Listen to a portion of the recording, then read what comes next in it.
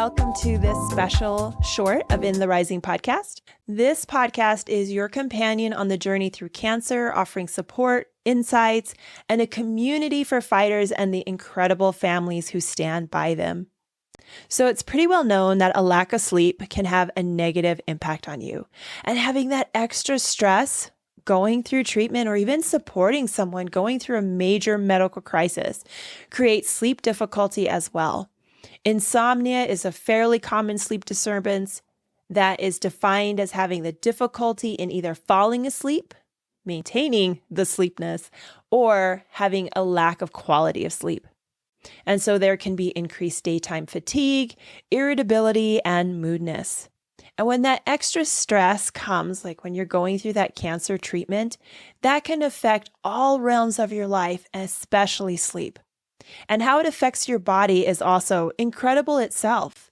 The nervous system creates higher amounts of adrenaline and cortisol, so we have a higher fight or flight type of response all the time.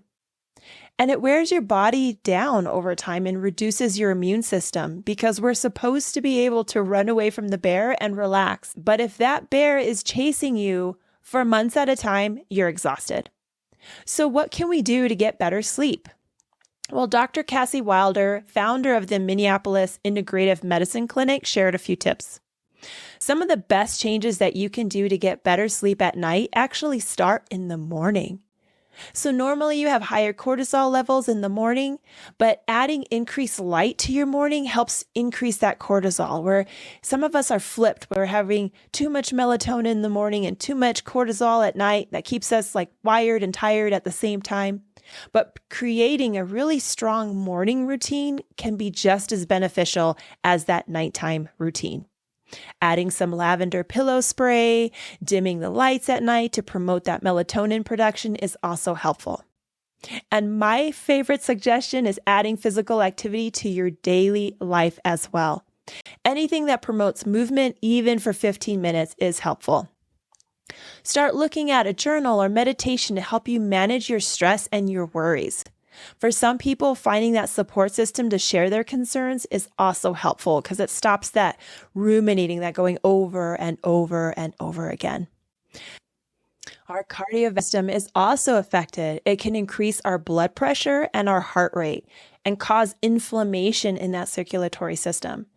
And lastly, your sleeplessness can also affect your gut. It can make you feel bloated, have a loss of appetite, and your overall digestive health. So you can even be eating nutritious food, but not really absorbing all the nutrients. So tune in on Tuesdays for an empowering journey through topics that touch your heart while going through treatment, such as relationships, health, self-care, and mindset. The whole point of the podcast is to inspire and challenge and enrich your life.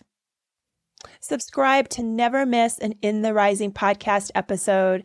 And until next time, let's keep building one another up.